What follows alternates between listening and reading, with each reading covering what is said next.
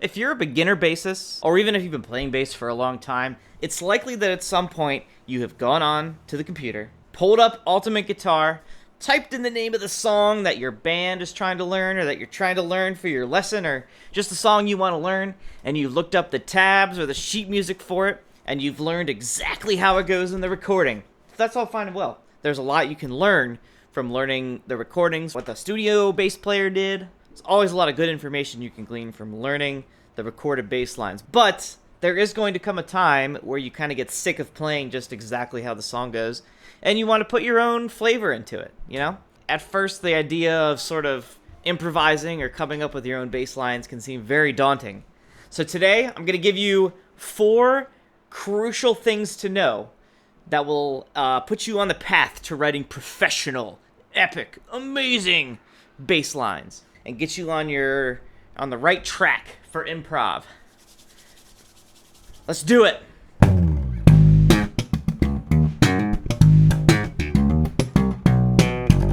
Step 1 is know the changes.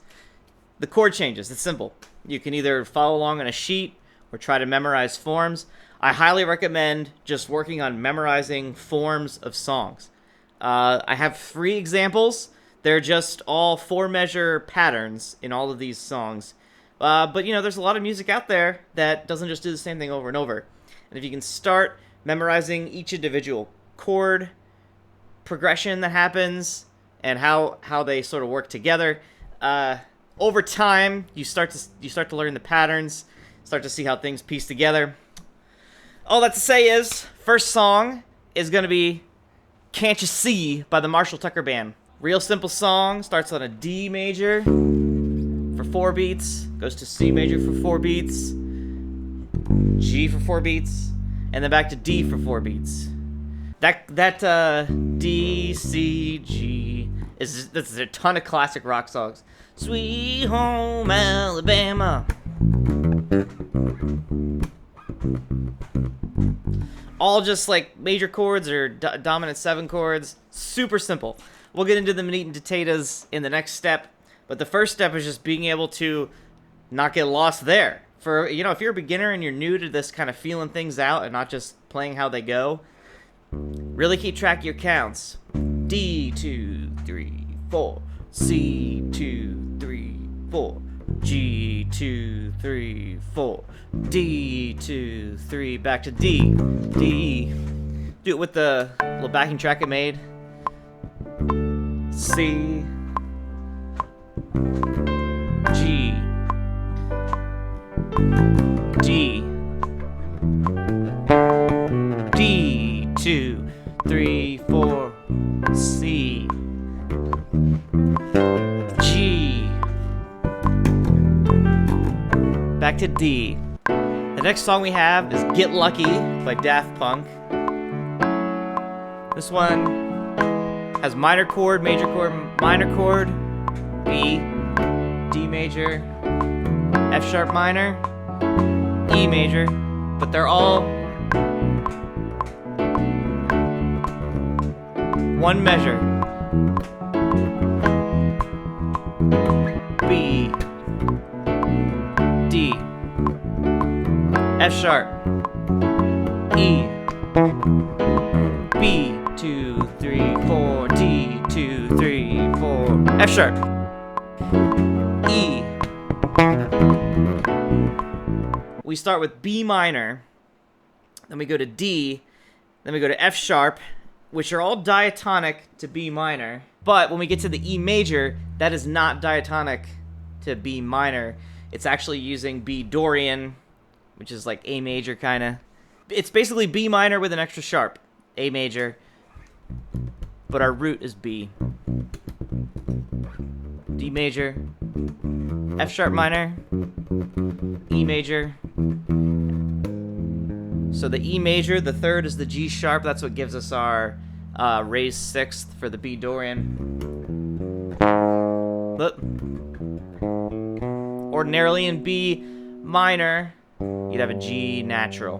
But here we have a G sharp. There's regular minor, B Dorian.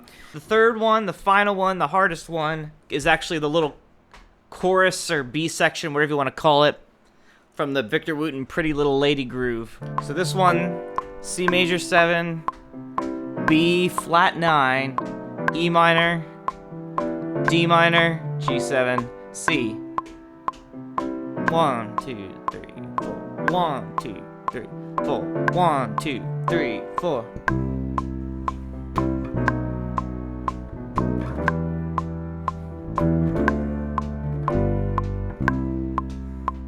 So that one there, got a little 2-5-1 action going. This one is jazz, R&B kind of influence. Starts with C major 7. Pretty typical. But then we have this B flat 9, which is setting us up for the E minor. Then we have a 2-5-1 back to C. Right? If you studied jazz at all, that's not hard at all. If you haven't studied jazz at all, that sounds insane. That's just how it goes. So step 1 is just knowing the chords and trying to wrap your head around how the chords go with each other, where the key centers are. If it's got a crazy long form and the key center is moving all over, make sure you got it nailed down. You know what key you're moving to at what time and sort of what tonal center is happening when, because you are the foundation. So if you don't know where you're supposed to be, yeah, it's gonna fall apart. If you're finding this video helpful, useful, interesting, informative, educational, anything, go ahead and smash that like button, subscribe. Let me know in the comments, are you still just trying to tread water and make it through the song, just playing exactly how the recording goes? Or have you mastered improving bass lines through the chord changes? Let me know where you're at. The next step is to know the chord tones in each chord. So our first song, Can't You See? Just gonna keep it really simple, just use triads, all major triads. So we got D, F sharp A, to C, C, E, G, to G, G, B, D, like that. And it can be really helpful here to start wrapping your head around where the notes are on the fretboard and the shapes of these arpeggios, because you can play those chord tones anywhere. Like here's D. Whoop. Right? D, F sharp A, D, C, E, G, C, G, B, D, G.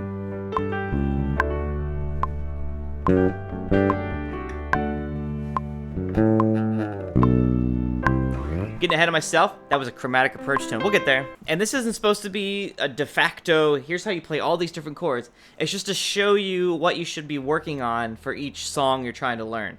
Go through the chords, go through the arpeggios, the chord tones. So for Get Lucky, it's going to get a little more complicated because we're going to focus on 7th chords, and we have 2 major and 2 minor chords. So we start with just straight up B minor 7. So we have B, D, F sharp, A.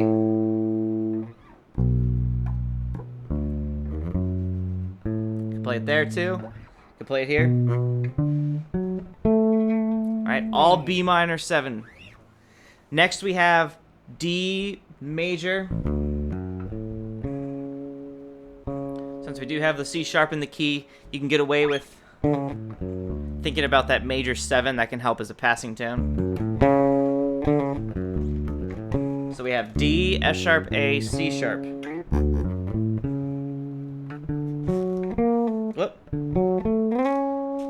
D, F sharp, A, C sharp is our D major 7. Next we have F sharp minor 7, F sharp, A, C sharp, E, F sharp, A, C sharp, E.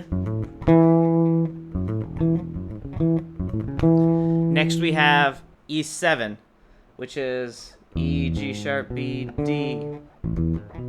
E dominant 7, so D major 7 was that sound, D, F sharp, A, C sharp. The way I think about 7ths is it a half step or a whole step below your root note? So D, F sharp, A, D. There's our triad with the root on top. For the major 7, we go a half step down for our 7th, so C sharp. But on the E dominant 7, there's our triad with an E on the top. We we go down a whole step for our dominant sound.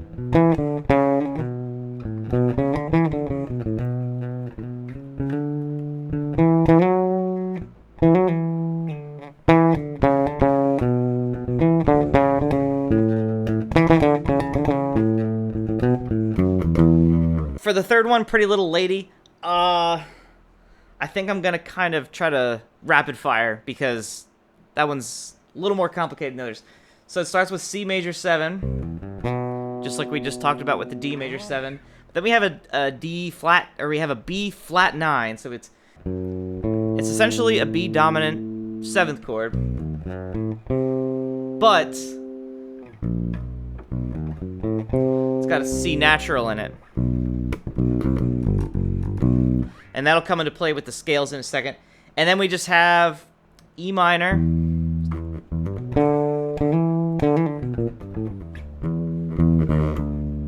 bum, 2, 5, 1, just a plain old minor 7-2 to the 5-7 to the C1. If you don't know what that means, that's way beyond the scope of this video. It's not that complicated, but I just don't feel like talking about all of that. I don't want this video to be 3 hours long. Step 3 is the scales. Now, the Marshall Tucker Band, I would focus entirely on pentatonic scales to start with, if you're sort of new at this bass line thing. D major pentatonic,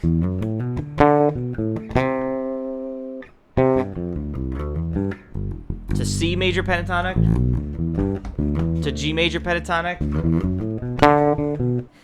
There's some passing tones and stuff you can add in there to make it a little more interesting. We'll get to that to the next step. But think about pentatonic scales and chord tones are going to be your best friend for getting started for making a bass line for Can't You See. So next up for scales would be Get Lucky. And like I alluded to, the whole thing is B Dorian.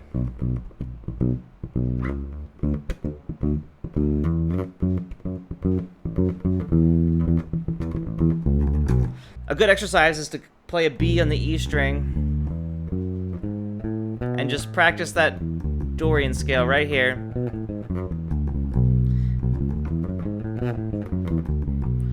So we start with the B. Now let's walk up to the scale to our next chord root, which is going to be a D. Now we walk up more to the F sharp. Then we go down to the E. So all those root notes just following the B Dorian scale.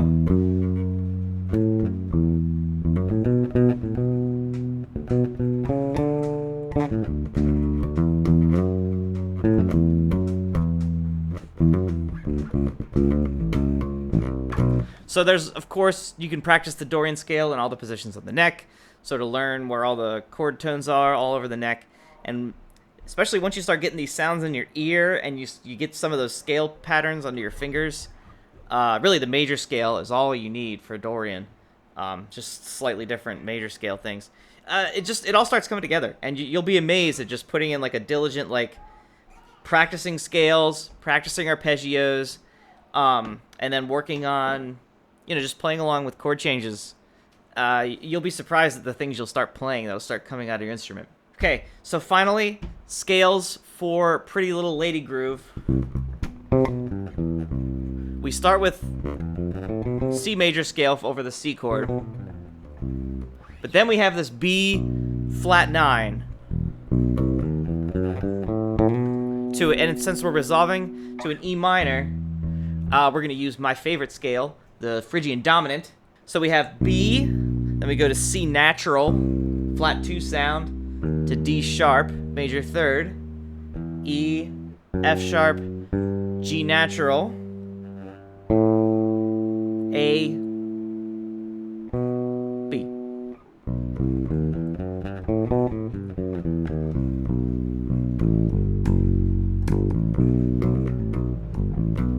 Then when we land on the E minor chord, we go straight to regular old E minor. But then for the D, this puts us in a 2-5-1 heading towards C. So we're switching to C major, which gives us D Dorian, G Mixolydian, a C major. That's a lot right there. Like I said, 2-5-1s are a jazz thing. If you've never studied those before, that's gonna be whoop. But just trust me, they're not that hard once you dig in. It's a lot to wrap your brain around at first. So we got the changes, got the chord tones, got the scales. The fourth and final step, I'm just gonna call know the vibe. What that means is consider if you're practicing a song to play with a band, you want to think about, okay, what other instruments are there? What's the musicality level of the other musicians I'm playing with? Because you just got to analyze your situation. Are you going to be playing with other musicians who maybe aren't as skilled as you? And if you go sort of out of the box, off the beaten path, they're going to get lost? Are you playing in a situation where professionalism is expected, and if you do too much and overplay and don't suit the song, are you going to get fired or not asked back for a gig again? You got to keep all this in mind. Here's kind of the way I would approach the first one. Can't you see? This is a pretty standard classic rock, southern rock. I'm going to bump up the tempo a little bit.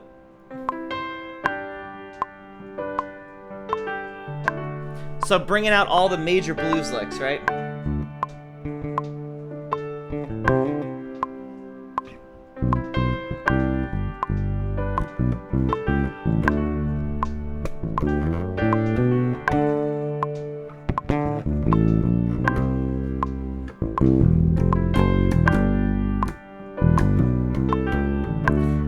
I have another video on what I coined the Hey Joe walk, because Hey Joe just goes around the circle of fists.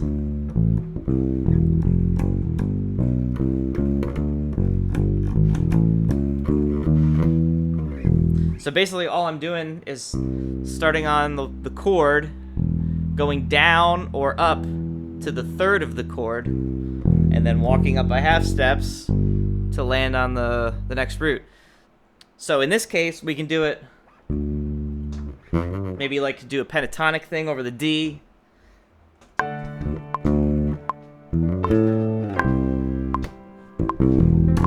Walk up to the G.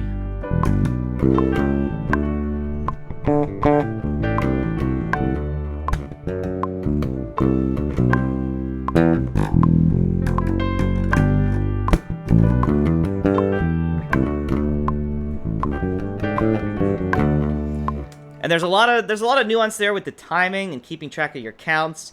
One thing that's really important for improvising bass line is to be aware of your counts and how much time you have left till the next chord.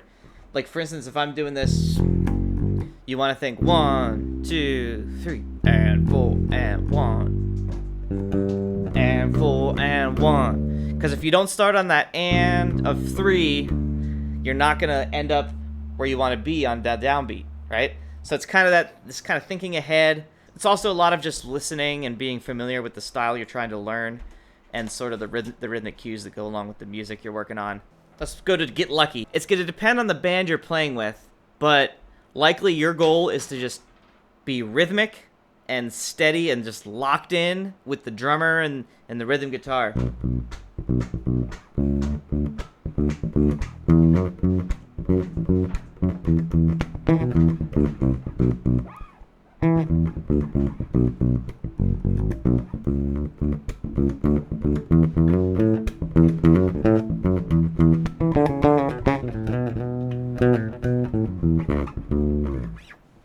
So you're going to want to get used to walking up and down the B Dorian over those chord changes. That's the whole vibe of the bass line.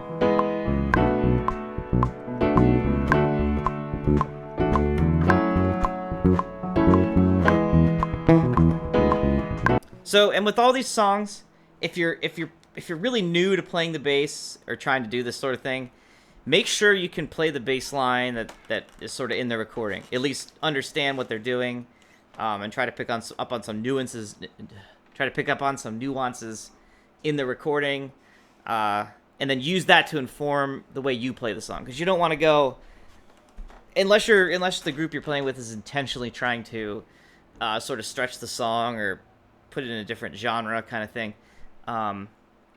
If they are just trying to play Can't You See and just sound like a Southern classic rock band, then yeah, you just want to play it kind of like the recording, you know.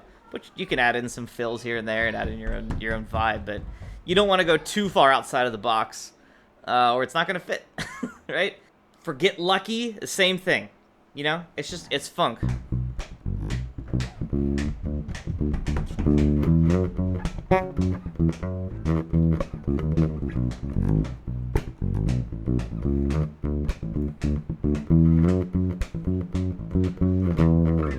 Your most important job for that song is the backbeat.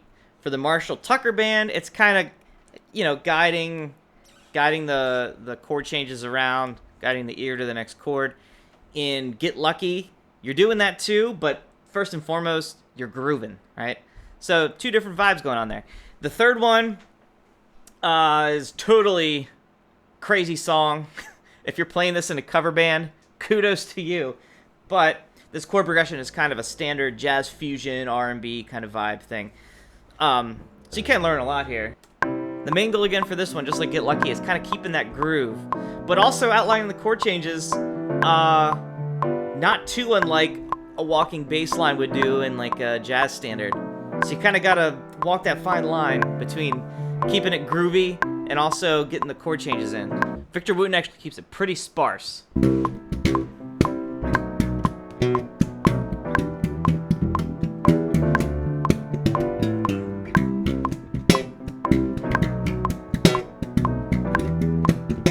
He's like focused totally on the rhythm, but you could also do something.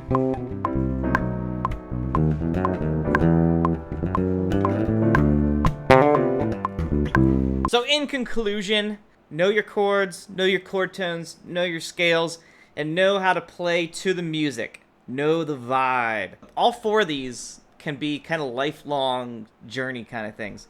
I'm always trying to expand my musical horizons. Unless you're really just only playing like classic rock or country or pop songs, you're going to want to study forms, study chord progressions, and there's always going to be something to learn, right? Same with the chord tones. You're going to want to start adding extensions on. If you're going down that rabbit hole, you're going to want to figure out how to incorporate different passing tones. All of this is a lifelong journey. Playing with other musicians, jamming, going to hangouts, jam sessions, open mics, wherever you can play with people. If you start working on these just a little bit at home, you'll be surprised how much more comfortable you'll be in those sort of jamming situations where they're throwing out keys or throwing out chords, and you're like, I don't know what to play. Well, maybe now you do. At least you'll have an idea of where to start, what to work on. All right, I'm going to stop yapping.